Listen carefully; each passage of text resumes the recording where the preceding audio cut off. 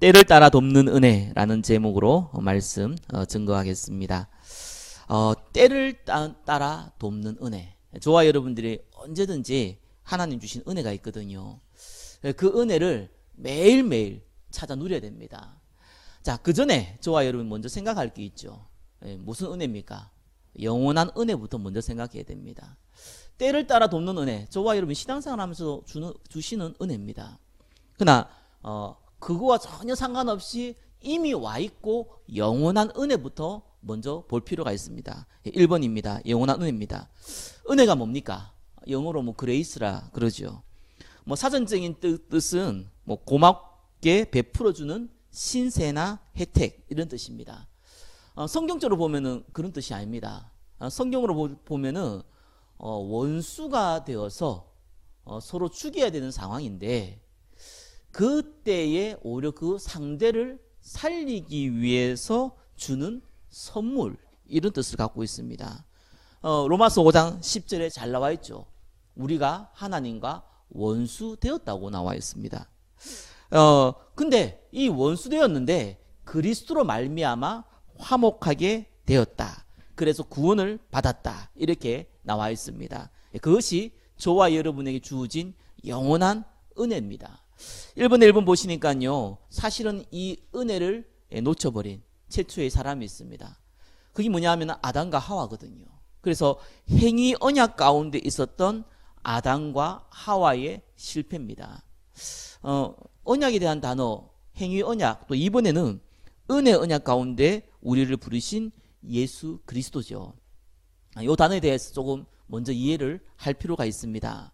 여러분, 언약이 뭡니까? 우리 흔히 얘기해서 약속이잖아요.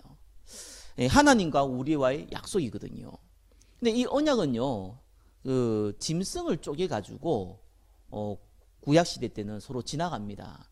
그래서 약속을 어기게 되면은 내가 너를 짐승과 같이 쪼개겠다, 이런 의미를 갖고 있습니다. 그게 언약이거든요. 근데 창세기 15장에 보니까요, 아브라함과 하나님과 언약 체결하는 장면이 나옵니다. 짐승을 쪼개기까지는 동일했어요. 그리고 하나님이 그 짐승을 쪼갠 그 사이를 지나갑니다. 근데 의외로 아이러니하게 아브라함은 지나가지가 않아요. 안 지나가도록 하거든요. 무슨 말입니까? 하나님이 약속을 어기시면은 하나님이 스스로 쪼개지겠다는 거예요. 하나님 약속을 어기시지 않으시죠. 근데 아브라함에게는 지나가지 않게 하는 거예요. 왜냐하면은 아브라함이 약속을 지킬 능력이 없어요. 그래서 일방적으로 하나님만 그 약속을 지키시는 겁니다. 그걸 보고 은혜 언약이라고 합니다. 근데 아담과 하와는 은혜 언약을 갖고 있지 않았어요. 행위 언약을 갖고 있었습니다. 약속을 지키면은 영생을 누리고, 약속을 어기면은 영원히 죽는다는 선악과를 기준으로 한 행위 언약을 가지고 있었습니다. 왜 그랬을까요? 아담과 하와는요, 저와 여러분 같은 존재가 아닙니다. 완전한 존재입니다. 하나님이 지으신 피조물의 가장 완전한 존재로 지음받았습니다. 저와 여러분 것처럼 심심하면 시험 들고 낙심하고 어렵고 이런 존재가 아닙니다.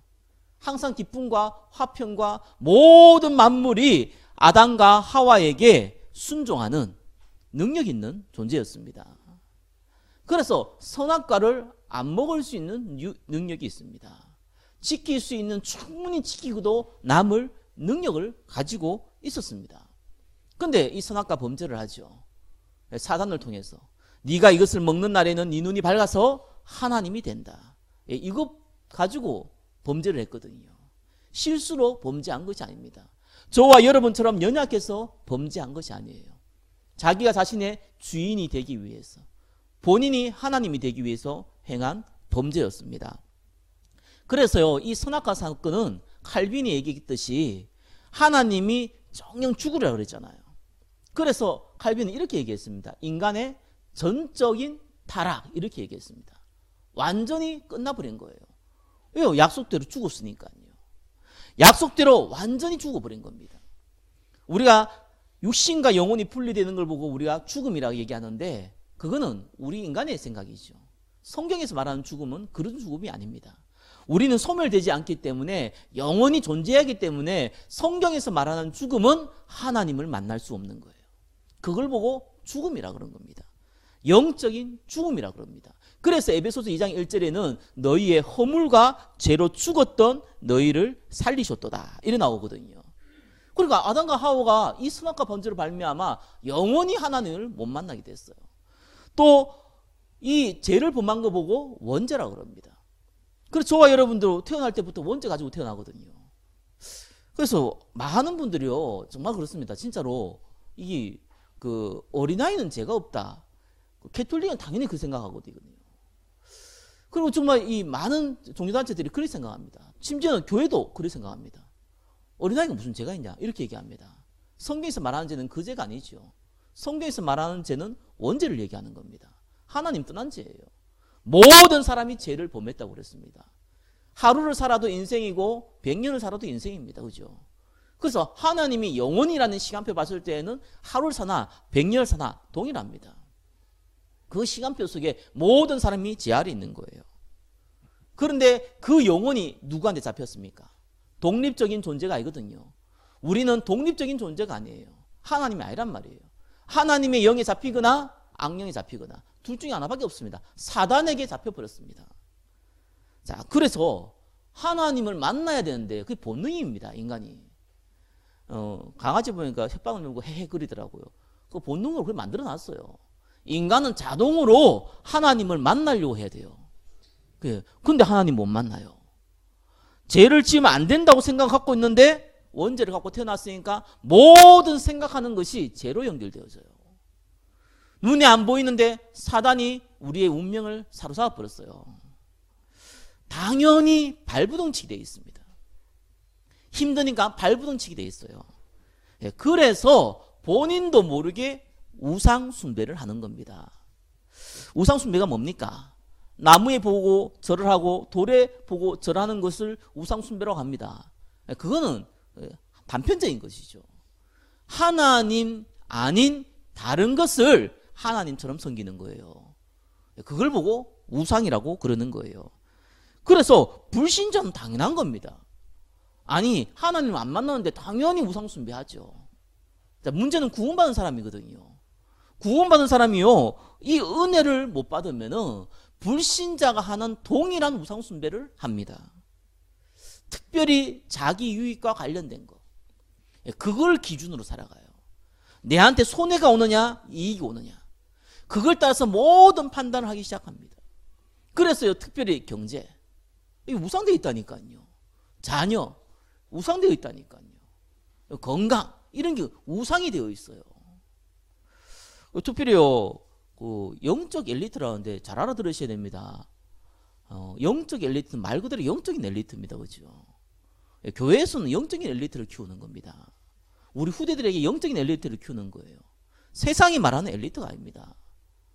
그래서 공부 잘하는 아이를 키우는 게 아니에요. 실력 뛰어난 아이를 키우는 게 아닙니다. 그건 하나님이 각 사람에게 달란트를 줬습니다. 뛰어난 사람도 있고 맑은 사람도 있습니다. 그 하나님 주신 대로 하는 거예요. 중요한 거는 하나님 앞에 깨끗하게 쓰임 받아야 되거든요. 영적인 엘리트. 하나님 앞에 예배 드릴 수 있는 엘리트. 후대들이요 무너지는 이유가 뭡니까? 예배에 대한 감각이 없어요. 사실은 어떤 면에서는 무너졌거든요. 그거 살려야 되는 거예요. 당연히 구원받은 사람은요 이 예배를 드리지 아니하면 안 되게 돼 있어요. 그런데 그게 싫단 말이에요. 시간이 없어서 뭐 다 거짓말 아닙니까? 드리기 싫다 이 말이잖아요. 그런 상태거든요. 그런 엘리트 많이 키우면 많이 키울수록 재앙 옵니다. 그래서요 복음 가진 엘리트를 키워야 돼요. 복음 가진 엘리트가 아니고 복음 가진 영적 엘리트를 키워야 됩니다. 옛날에 점수학생 보니까요 정말 그렇대요. 공부 잘하는 애들은 꼭 시험 기간 때 안 와요. 그래 엘리트라고 그럽니다. 무슨 죽을 엘리트입니까 그게. 그래서 뭐 이해되죠. 그게 나쁘다 좋다가 아니잖아요.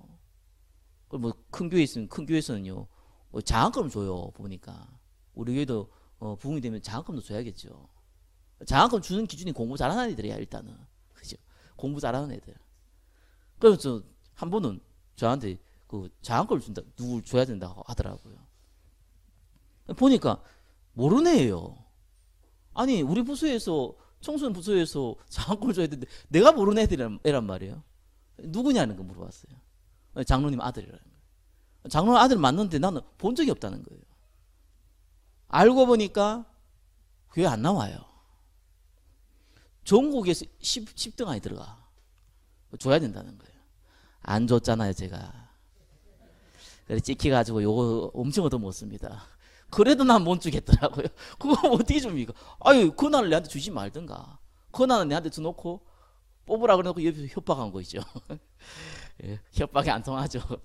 그래 괜히 고집 부리다가 이제 고생 좀 했는데, 예.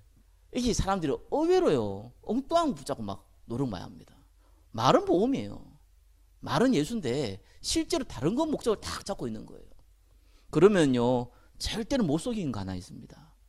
영적 문제 옵니다. 정말 옵니다. 본인한테 오거나 자녀한테 오거나 반드시 옵니다.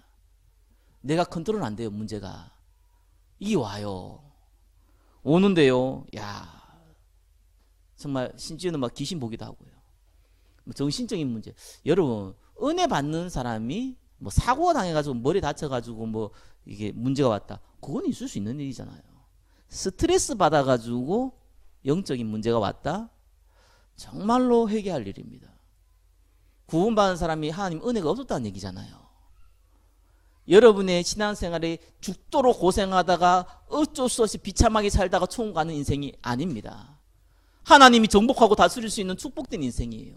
비록 우리 환경이 어렵다고 할지라도 하나님 우리 안에 있는 그 마음의 축복은, 우리 영혼의 축복은 절대로 사단이 빼앗아 갈 수 없습니다.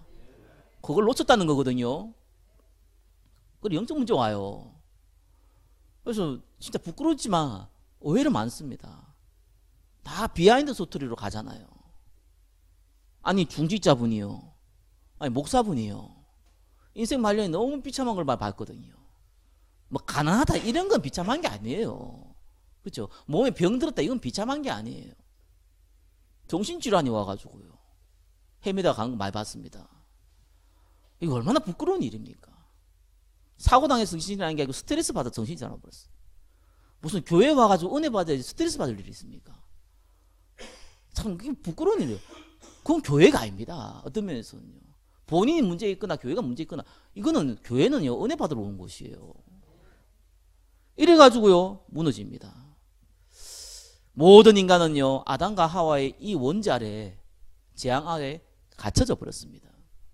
그래서 하나님이 절대적으로 하나님의 능력으로만 우리를 구원할 수 있는 거예요. 그래서 메시아를 보내기로 약속했습니다. 그분이 예수 그리스도십니다. 저와 여러분이요 하고 상담하지 않았어요. 여러분한테 내가 너희한테 혹시 너희 구원받기 위해서 내가 한번 내려갈까 말까 이런 얘기 안 했단 말이에요. 일방적으로 왔어요. 우리가 아직 죄인 되었을 때에, 우리가 이 구원이 뭔지 죄가 뭔지 죽음이 뭔지 아무것도 모르고 있을 그때에 그리스도께서 우리를 위하여 십자가에 죽으심으로 하나님께서 우리에 대한 자기의 사랑을 확증하셨느니라. 일방적인 은혜입니다. 그죠? 왜 예수 믿으면 구원받고 예수 안 믿으면 지옥 가면은 그럼 얼굴 알 일이 어딨냐 이렇게 하는데, 지옥 가는 게 너무너무 당연한 겁니다. 근데 저와 여러분이 예수 그리스도를 믿어 구원받았다, 하나님의 은혜예요. 철저한 하나님의 은혜입니다. 그분이 이 땅에 와서 내가 곧 길이요 진리요 생명이라 했습니다. 하나님 만난 유일한 길이 되셨어요. 우리의 모든 죄 문제를 해결하신 참된 제사장이 되었습니다. 사단의 근세를 꺾으신 만왕의 왕이 되신 겁니다. 이분이요 1번에서 한번 뭡니까? 영원히 함께 하겠다 그랬어요. 여러분 요한복음 14장 16절에 다른 보혜사를 너희에게 주사 영원토록 너희와 함께 하겠다 했습니다. 함께 하세요. 영원토록. 죄를 좀 지으면 어떻습니까? 지어도 함께 합니까? 당연합니다. 김일성, 김정은 이보다 더 악해도 예수 믿으면은 함께 하십니다. 예수 믿고 또 더 악한 짓을 한다 하더라도 함께 하십니다. 왜요? 약속입니다. 은혜 언약입니다. 우리의 조건과 아무 상관없습니다. 믿는 자에게 주시는 하나님의 절대적인 영원한 언약입니다. 그래서 그 은혜 가운데 저와 여러분이 부름 받은 겁니다. 자, 그러면은 그 다음이 중요하죠. 저와 여러분은 은혜로 구원받았는데 문제는 그 다음이거든요. 모르고 구원받았단 말이에요. 하나님이 여러분에게 이 마음의 갈급함을 주셔서 예수 믿도록 만들으셨단 말이에요. 자, 그렇기 때문에 저와 여러분들은요, 공짜로 받기 때문에 그 가치를 잘 몰라요. 또 안다고 하더라도 실제로 내 영적 상태가 불신자의 생각 가운데 오랫동안 각인되어진 게 있기 때문에 금방 안 바뀌어요. 그래서 하나님이 약속하신 겁니다. 오늘 읽었던 말씀이 뭡니까? 때를 따라 돕는 은혜를 얻기 위하여 은혜의 보좌 앞에 담대히 나아갈 것이라. 예, 때를 따라 돕는 은혜. 다르게 표현하면은 날마다 돕는 은혜지요. 더 구체적으로 말하면은 전에 받았던 은혜가 아니라 또 다른 은혜를 말합니다. 은혜는 변함없지만 응답이 달라요. 그래서 때를 따라 항상 주시는 은혜입니다. 여러분, 이거 있어야 됩니다. 이건 지금 말로 표현하기 힘든데 이거 진짜 있어야 돼요. 이거 없으면 병들게 돼 있습니다. 이거 없으면 주일날 예배 드릴 때 일단은 졸립니다. 안 졸린 척 억지로 노력은 할 수 있는데 힘듭니다. 그죠? 곤욕입니다. 저는 정말 예배 드릴 때 졸릴 때는 제일 힘들더라고요. 물론 우리가 좀 며칠 밤을 새거나 무슨 일을 해가지고 피곤해서 그럴 수 있죠. 근데 충분히 잤는데, 그죠? 와서 졸리거든요. 왜 그렇습니까? 내 영적 상태예요. 이 은혜 다 놓칩니다. 이 비밀이 있어야 돼요. 저는 예전에 진짜 그 전도사 때 앞에서 메시지를 넣는데 졸릴 때가 있더라니까요. 와, 이거는요, 담임 목사가 얼굴 앞에 있는데 졸면 안 되잖아요. 그래서 내가 여러분 얼굴 안 보고 설교하잖아요. 저라도 전혀 못 느끼도록 제가 설교하거든요. 정말 안 봅니다. 근데 진짜 그렇습니다. 이게 은혜 못 받으면요, 진짜 곤란한 일이 벌어져요. 저는 개척을 하고 나서 그 생각이 들더라고요. 돈이 있는 목사들이 있더라고요. 의외로 많아요. 돈이 있어서 뭐 자기가 교회도 세우고 이렇게 하시는 분들이 계세요. 솔직히 예전엔 몰랐는데 조금 부럽더라고요. 또 이게 찬양 잘하시는 목사님들 계시대요. 난 부럽더라고요. 정말 부러웠어요. 제가 욕 많이 얻어먹었거든요. 제 아내한테도요. 왜 목소리도 안 좋은데 찬양할 때 소리를 크게 내냐, 이래가지고 욕 꽤 얻어먹었어요. 요즘은 내가 하도 많이 들어가지고 딱 찬양할 때 이렇게 마이크를 좀 내리거든요. 못 느낍니까? 진짜 그래요. 이건 이제 또 가끔씩은요, 이 찬양할 때 나는 은혜 되니까 눈 감고 하거든요. 그러다가 가사를 좀 틀릴 때 있잖아요. 왜 가사를 틀렸냐? 앞에 인도한 사람이 눈 감고 찬양하면 어떡하냐? 욕 많이 얻어먹었습니다. 아무튼 찬양 잘하는 사람 난 부럽더라고요. 또 이게 메시지 할 때 보니까요, 처음부터 끝까지 웃기는 사람이 있대요. 야, 달란트죠. 어떻게 그렇게 재밌게 합니까? 나 그런 분 딱 한 번 만나봤어요. 정말 잘하시더라고요. 속으로 약간 부러운 거 있죠. 저렇게 하면은 아무도 안 졸겠다 이런 생각 있잖아요. 저 재밌기 때문에 입으로 오겠다 막 이런 생각 있잖아요. 그런 생각이 많이 들더라고요. 옛날에 안 생각 들었는데 너무 없고 힘들 때는요, 거의 약간 부럽더라고요. 그러니까 시간이 좀 지나면서 알았습니다. 찬양 못하는 게 참 은혜란 걸 알았습니다. 그죠? 찬양을 너무 잘하면은 분위기가 그럴 수 있거든요. 예. 다 못하는데 너무 잘하고 있으면은 내 혼자 뭐 독창한 것도 아니고죠. 좀 돈이 없다는 것이 참 은혜란 걸 알았습니다.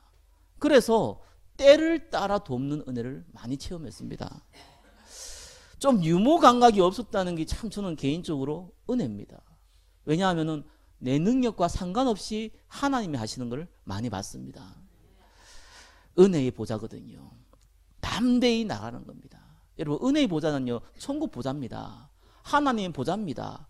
아무나 갈 수 있는 게 아닙니다. 구약시대에는요, 성소와 지성소가 나눠졌잖아요. 그래서 이 보좌가 지성소가 있는 곳이거든요. 이 성소 안에 지성소가 있어요. 이 지성소는요, 아무나 못 들어가요. 1년에 딱 한 번 대제사장이 양의 피와 소의 피를 가지고 들어가요. 양의 피는 백성들의 죄를 용서받기 위해서, 소의 피는 자기의 죄를 용서받기 위해서 1년에 한 번 딱 들어가요. 지성소에 들어갈 때 그냥 안 들어갑니다. 몸에 방울을 맨 밧줄을 메고 들어갑니다. 왜요? 하나님 용서 안 하면 그 자리에 죽거든요. 죽으면 다른 사람이 들어가서 시체를 꺼낼 수가 없잖아요. 본인이 죽기 때문에. 그래서 밧줄로 끄집어냅니다. 방울 소리가 안 들리면 죽는 거거든요. 그러니까 끄집어내요.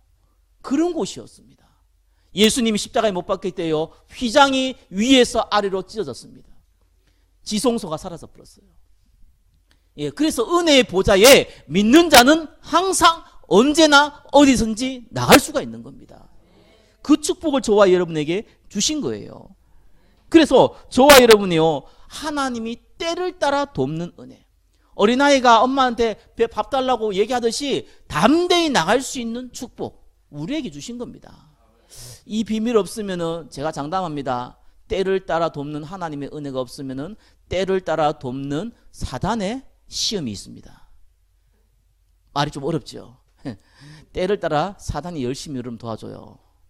이런 일이 벌어집니다. 이거 얼마나 비참합니까? 그래서 그러면 때를 따라 돕는 은혜, 저와 여러분 어떻게 받습니까? 무엇을 받습니까? 어떻게 해요? 그게 중요하거든요. 대부분 신앙사람은 막연하게 합니다. 때를 따라 돕는 은혜, 뭐 은혜 오겠지 이런 겁니다. 그 성경 그렇지 않습니다. 구체적으로 다 나와 있습니다. 특별히 2분의 1분 보겠습니다. 시작이 굉장히 중요해요. 먼저 이해해야 되는 종교와 복음입니다. 하나님의 은혜를 종교식으로 받아들이면 은혜 안 됩니다. 억지 은혜가 옵니다. 은혜 받은 척은 할 수 있습니다. 은혜가 안 되게 돼 있습니다. 자기 생각하고 좀 맞으면 기분 좋을 수 있는데 안 되게 돼 있습니다. 그래서 나의 목적과 하나님의 계획입니다. 여기 있는 분들은 그런 분 없지만 많은 분들이 내 목적을 이루기 위해서 하나님을 이용하더라고요. 그걸 종교라 그러거든요. 비나이다 비나이다 천지신령께 비나이다 내 아들 잘되게 해주옵소서. 나나 비나이다 비나이다 주 예수 그리스도의 이름으로 비나이다 내 아들을 잘되게. 똑같은 얘기예요. 왜요? 내 목적은 다른 거거든요. 육신의 정욕, 안목의 정욕, 이세의 자랑이거든요. 내 목적이 세상 풍조, 공중건세, 육체의 욕심이란 말이에요. 나 중심, 물질 중심이란 말이에요. 성공 중심이란 말이에요. 이걸 가지고 하나님 앞에 나가는 거예요. 당연히 은혜를 받을 수가 없죠. 하나님은 거기에 계획이 있지 않습니다. 하나님 보좌 앞에 나가라는 말이 여러분들이 목적을 가지고 가라는 게 아닙니다. 사도행전 1장 8절입니다. 항상 기억하십시오. 저와 여러분이 증인으로 쓰임 받기 위해서 은혜의 보좌 앞에 나아가시기를 예수 그리스도 이름으로 축원합니다. 그것이요 다윗과 사울왕의 차이잖아요. 사울왕은 내가 어떻게 하면은 왕자리를, 어떻게 하면 이 왕자리를 오래 먹고 아들에게 넘겨주고 건세를 누리시고 사람들의 인기를 얻을 수 있을까? 거기에 생각이 잡혔습니다. 그래서 심지어는요 이 사무엘이 드려야 될 이 제사를 자기가 드렸어요. 늦게 온다고. 그래 놓고요 이 사무엘이 얘기했거든요. 네가 이 범죄를 해서 하나님이 너를 버렸다라고 얘기하니까요 이 사울왕이 뭐라고 그랬습니까? 내가 잘못했습니다. 내 죄를 용서해 주시오. 이렇게 얘기해야 되잖아요. 그게 정상이잖아요. 그렇게 얘기 안 했어요. 예, 그거는 그렇게 된다 할지라도 지금 이 시간에 사무엘 당신 선지자가 떠나가 보면 백성들이 나를 보고 뭐라고 얘기하겠습니까? 그래서 그거 상관없이 일단 나를 지금 축복해 주셔가지고 많은 백성들이 아 사울왕은 사무엘 선지자의 축복을 받는 왕이구나 라는 것을 보이게 해 주십시오. 그게 사울왕의 목적이었어요. 그러니까 일이 안 되는 거예요. 다윗은 상관이 없었습니다. 왕자리도 상관이 없었어요. 여호와는 나의 목자였습니다. 하나님이 원하시면 가고 하나님이 멈추면 멈추는 거였습니다. 그게 다윗이었거든요. 결국은 누가 응답받은지 알지 않습니까? 누가 은혜 받은지 알지 않습니까? 그러면서요 저와 여러분 잘 봐야 됩니다. 행위와 믿음, 모든 일은 하나님의 은혜로 하는 겁니다. 혹 내가 거기에 수고가 들어갈 수 있습니다. 그것조차도 하나님의 은혜입니다. 왜 행위를 강조하면 안 됩니까? 아니 성경 야고보서에 보니까요, 행위가 없는 믿음은 죽은 믿음이라 얘기했는데요. 맞는 말이죠. 근데 왜 행위를 강조하면 안 됩니까? 이 사람은 어쩔 수 없어요. 행위가 있으면요, 자기를 드러내게 돼 있어요. 자기를 드러내면 반드시 이게 시간이 지나면요, 구원과 연결됩니다. 율법과 연결됩니다. 캐톨릭이 처음부터 타락한 게 아니거든요. 어느 날 행위를 강조하다 보니까 어느 날 구원도 행위를 해야 된다. 예수도 믿어야 되는데 이런 착한 선한 일을 행해야 된다. 이걸로 변질되어집니다. 그리고 본인이 이미 드러나 버리면요, 실패한 거예요. 그래서 반드시 믿음으로. 모든 종교는 내가 이렇게 했고 저렇게 했습니다. 복음만은 하나님의 은혜와 믿음으로. 방법도 내 마음대로 하는 것이 아닙니다. 증인되라고 했지, 증인되라고 했다고 해서 내가 마음대로 가서 난 증인이다 외치는 게 아닙니다. 증인은 되어지게 되어 있습니다. 그래서 방법이 뭡니까? 하나님의 방법대로. 제자들을 불러놓고 뭐라고 얘기했습니까? 부활하신 예수님이 기다리라고 그랬어요. 성령이 역사할 때까지. 그게 하나님 방법입니다. 저와 여러분이 하나님 방법대로 해야 되는 거예요. 내 열정, 내 소망, 내 방법대로 하는 것이 아닙니다. 대부분 사람들은요, 성령을 소멸하거든요. 왜요? 하나님의 방법이 아니라 관심이 없어요, 일단은. 근데 조금 한다는 사람들 보면 거의 다 하나님 방법이 아니라 성령을 근심케 해요. 하나님 지금 기다리라고 그랬는데, 하나님 지금 기도하라고 그랬는데 움직인단 말이에요. 그래가 문제를 일으킨다. 그걸 보고 성령 근심이라고 그럽니다. 자, 그래서 2번 중요합니다. 하나님 방법, 하나님 나라죠. 기다리는 비밀이 있습니다. 그걸 저와 여러분이 마음에 담으셔야 돼요. 시편 119편 105절 잘 알고 있죠. 주의 말씀은 내 발의 등이요 내 길의 빛이니이다. 예, 하나님 나라를 어떻게 기다립니까? 눈에 안 보이시는 하나님 나라를 어떻게 기다립니까? 말씀을 마음에 담아야 돼요. 그게 나의 말씀입니다. 여러분이 주일 강단 말씀을 마음에 담으시기 바랍니다. 그러나 정말 중요한 말씀 더 담으시기 바랍니다. 오늘 들은 말씀을 까먹을 수 있어요. 저도 까먹는데요. 잊어버릴 수 있어요. 얼마든지요. 그러나 저와 여러분이 많은 말씀을 붙잡는 거 아닙니다. 여러분에게 정말 중요한 말씀 하나 붙잡으셔야 돼요.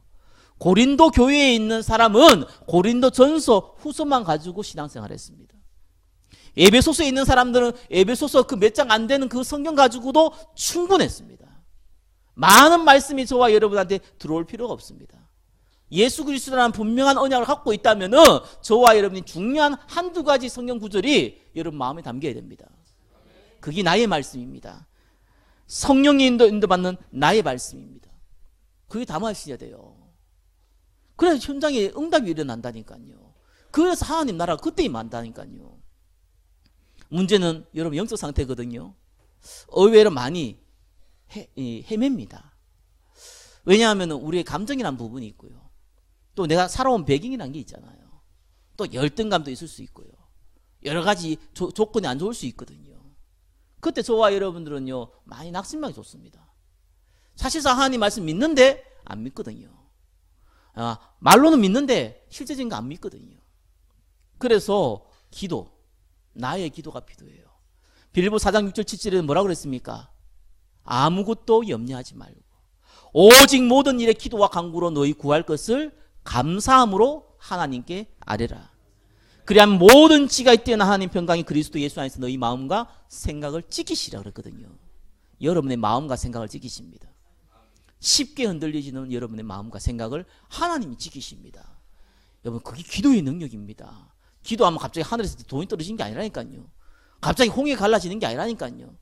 갑자기 키가 커진다는 게 아니라니까요. 갑자기 젊어지는 게 아닙니다. 여러분의 마음과 생각이 지켜집니다. 언약으로 딱 지켜집니다. 그래서 기도하세요. 언약 잡고 기도하세요. 하나님은 그 증거를 먼저 주세요. 드러나는 증거는 당연히 따라오는 거고요. 당장 여러분한테 마음과 생각을 지키신다니까요. 부부싸움 하십니까? 기도해 보세요. 화가 일단 없어져요. 그렇다고 영원히 화가 안 생긴 건 아닌데, 열받는 일 안 생긴 게 아닌데 일단은 기도해 보세요. 한번 새벽 기도 와가지고 제 마누라하고 약간 다투었거든요. 근데 기도해야 되잖아요, 지금 상황이. 기도했어요. 기도하면서 알았어요. 내가 틀렸구나. 그래서 회개하고요. 기도 안 하게 되게 미안하더라고요. 하나님의 은혜입니다. 마음과 생각을 지키십니다. 그러면서요, 능력을 체험하죠. 현장에서요, 하나님 능력 체험해요. 구원받기로 작정된 자는 다 믿더라. 구원받을 사람 만나요. 또 구원받을 사람을 만날 수 있는 사람을 또 만나요. 구원받을 사람을 이 전도의 축복을 누릴 수 있도록 내가 그 배경이 되어져요. 하나님의 은혜죠. 이거는 전도 안 해본 사람 모릅니다. 해보면 압니다. 확실하게 압니다. 하나님이 하신다. 그렇죠? 내가 이렇게 하고 저렇게 해야 되니까 말을 이렇게 하면 되고 저렇게 하면 되고, 그거는 다 그냥 전도 하라고 해서 그냥 미션으로 한 거고요. 그런데 이게 능력이라는 게 신기하죠. 전혀 안 바뀔 사람이 바뀐다니까요. 어떤 면에서 정말 내가 심은 데 열매를 이렇게 응답을 좋겠는데 하나님 그와 상관없이 또 응답을 주신다니까요. 하나님의 능력은 정말 대단하십니다. 저와 여러분이 모든 환경을 아시고요, 응답을 주시는데 오직 성령이 너희에게 임하시면 증인된다 그랬거든요. 증인되어질 때 성령 충만이 임합니다. 세상이 알 수도 없고 세상에 줄 수 없는 힘 생깁니다. 그러면 결과가 따라오죠. 우리가 성령 인도 받는다 그런다는데 그게 아니라 그 안에 내가 이미 거해 있어요. 성령의 역사, 성령의 인도 가운데 내가 안에 거해져 있다니까요. 그런 축복을 저와 여러분에게 주시는 겁니다. 하나님이요, 때를 따라 돕는 은혜를 주십니다. 저와 여러분이 연약해도 괜찮습니다. 부족해도 괜찮습니다. 많이 못 배워도 괜찮습니다. 나이가 많아도 괜찮습니다. 어려도 상관없습니다. 하나님은 구원받은 모든 백성에게 때를 따라 돕는 은혜를 주신다고 했습니다. 말씀 하나 딱 붙잡으세요. 나는 증인 될 것이다. 나는 하나님의 자녀다. 모든 문제는 문제가 아니라 나를 축복하는 통로다. 마음에 담으세요. 그거 놓고 기도하세요. 하나님, 이런 문제가 있고 이런 상황이 있고 내 마음은 이러는데 하나님의 계획은 무엇입니까? 하나님의 계획을 내가 알고 있다면, 증인된다면 하나님께서 가장 선한 것으로 나를 인도하여 주시옵소서. 기다려보라니까요. 증거 어떻게 오는지. 그래야지 그때부터 힘 생기죠. 이래 됩니다. 꼭 도트듯이 이래 됩니다. 전도란 그렇습니다. 이래 되거든요. 그래 되게 돼 있어요. 그래야 돼요. 내가 이렇게 하니까 저래 됐다. 천만의 말씀요. 그건 아직 이 개인장이 수준 낮은 사람입니다. 하나님 하셨구나. 한 주간 때를 다 돕는 은혜 가운데 인도받기를 예수 그리스도의 이름으로 축원합니다. 기도하겠습니다. 때를 따라 돕는 은혜를 얻기 위해 은혜의 보좌 앞에 담대히 나갈 수 있도록 축복하여 주옵소서. 예수 그리스도의 이름으로 기도드립니다. 아멘.